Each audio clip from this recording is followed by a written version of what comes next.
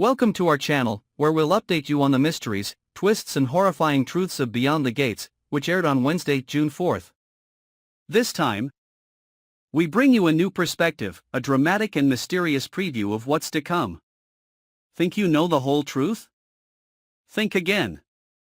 When Jacob discovers a strange trace on an old camera in a warehouse, which was abandoned after Laura's mysterious death, he has no idea that the footage will change everything. A slight movement, a shadowy figure, and a barely audible sound have him rewinding the video dozens of times.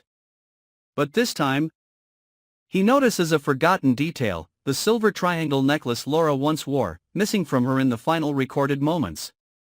In the previous video, she was still wearing it when she left the house to go to Leslie.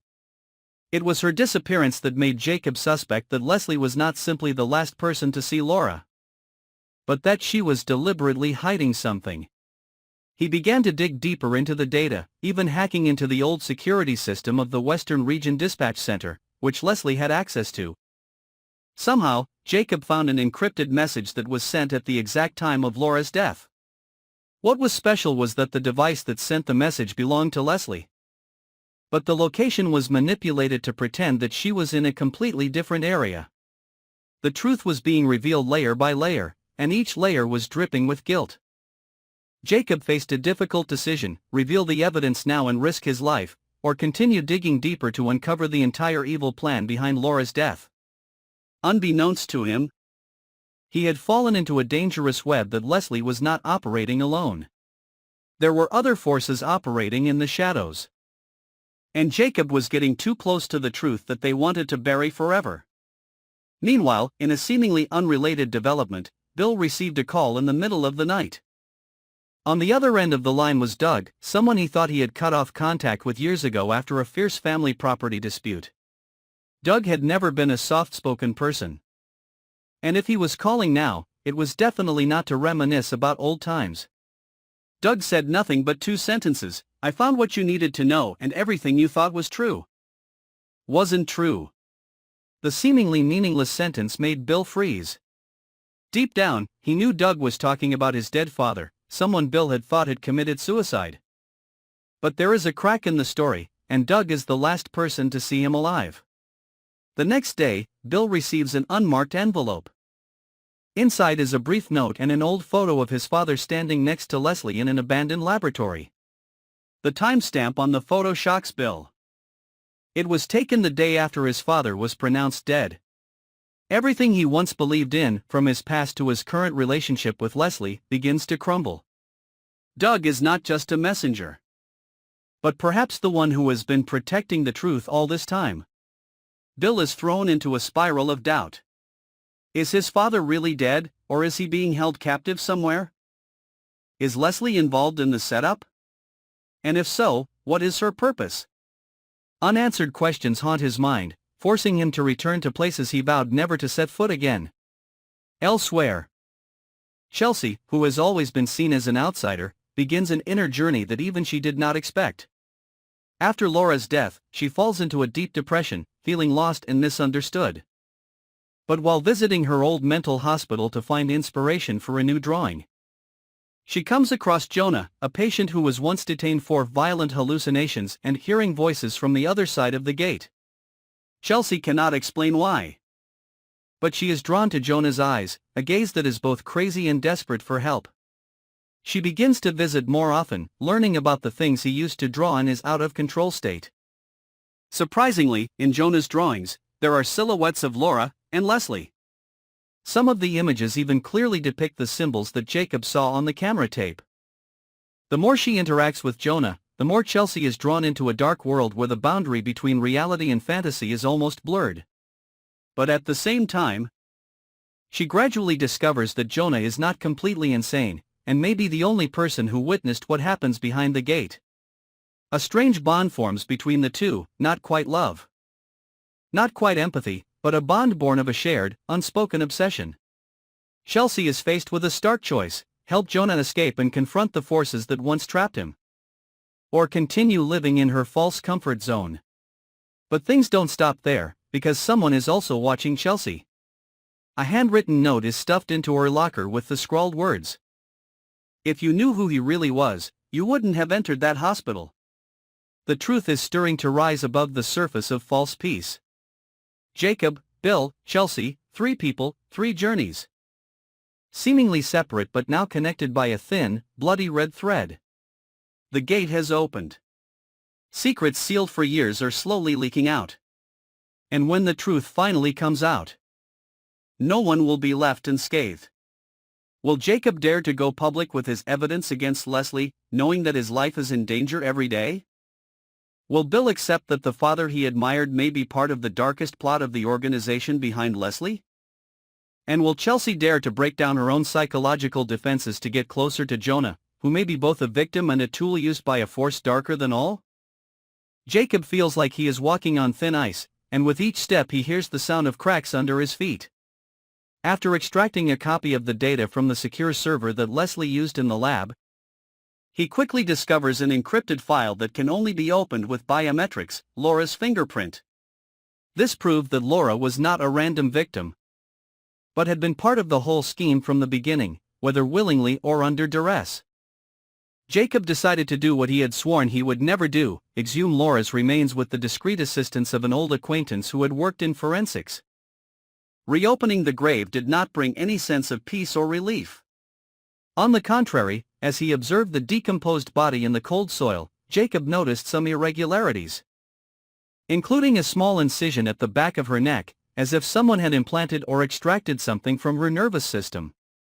And then, in the tangled hair that remained, he found a small, elliptical piece of metal, no bigger than a pea. This device was the biometric key to unlock the encrypted file that Leslie had deliberately buried with Laura. When the file is decrypted, the lines of data that appear on the screen make Jacob unable to believe his eyes.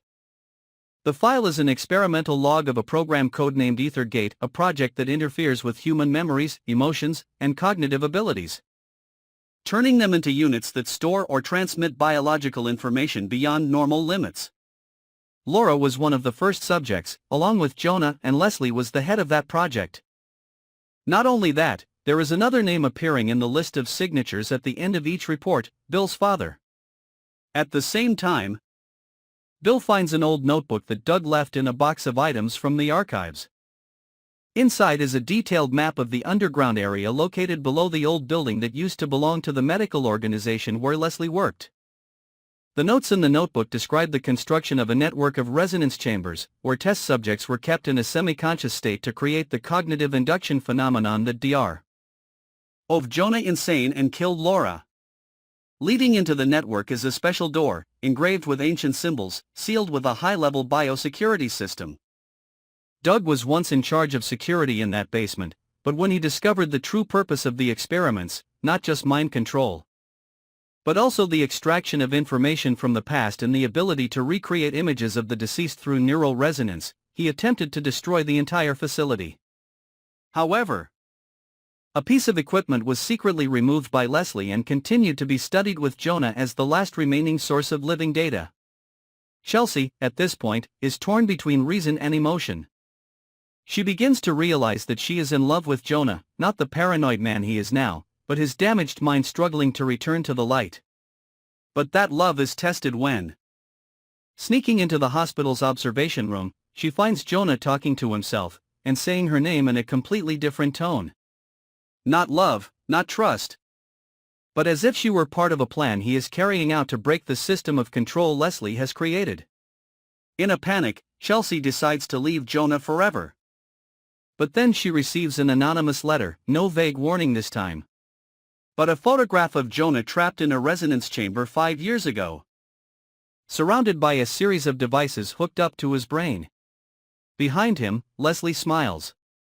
On the table, a glass jar containing brain cells with Laura's name written in red ink.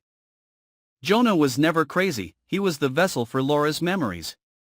That's why, when she died, he began to dream of things he had never seen in his life. Chelsea's feelings for Jonah are not simply sympathy, they are an unconscious resonance with Laura's memories stored within him. Just as Jacob, Bill, and Chelsea are about to find their way to the deepest level of the ether, Leslie strikes first. A series of false signals are sent out. putting everyone on the wanted list for infiltrating the federal health system, a crime Leslie's organization had set up in advance.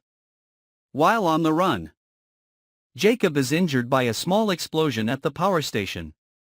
Bill takes him back to Doug's old hideout, while Chelsea is forced to confront Jonah, and this time, he is fully conscious. Jonah reveals that he has long been aware of his memories, but kept them quiet for fear that if he tapped too hard, Laura's memories would take over his mind completely. He admits that whenever Chelsea is around, he feels like he is Laura, as if the two minds are desperately trying to connect to convey one last message. And that message leads to a sealed room, where the first biological brain to be directly connected to the emotional information network belongs to none other than Bill's father. Everything seems to be turned upside down. The man who was once the moral icon, Bill's father, is actually the one who designed the ether gate. Now, Jacob must make a final decision. Destroy the entire gate, erase all memory data fields, including Laura's, or keep the system, risking that Leslie could recover and use it to manipulate millions. Bill, in his confusion about his father, begins to doubt whether Laura's death was actually Leslie's fault, or the result of Laura's willingness to become the final link to complete the project. Chelsea, standing in the resonance zone, feels like she is no longer herself. Jonah's memories of Laura begin to flood into her, no longer in hazy waves, but in vivid fragments. As if she is reliving Laura's life from the beginning. She realizes that she is the second key, the person Laura trusts to take over the mission if she fails. The portal opens. The resonance field glows one last time before the entire system begins to collapse due to the self-destruct code that Laura programmed in. In that moment, Chelsea sees the true memory, not Leslie killing Laura, but Laura giving herself up to stop the project, but being betrayed. And the one who betrayed her was none other than Jonah, in a manipulated version of her mind at that moment. The question is not who killed Laura, but who controlled the memories of others. And for what purpose? When everything becomes clear, the system explodes, leaving 3 survivors, Jacob, Bill, and Chelsea, each carrying a part of the memory, a part of the truth, and a part of the unwashed guilt. But a small elliptical device, lying in the rubble, still flickers a faint blue light. The portal is destroyed, but a part of the memory still exists. And somewhere in this world, Leslie has not been punished yet. Please continue to follow and subscribe to our channel so as not to miss the dramatic developments and attractions of the next episodes.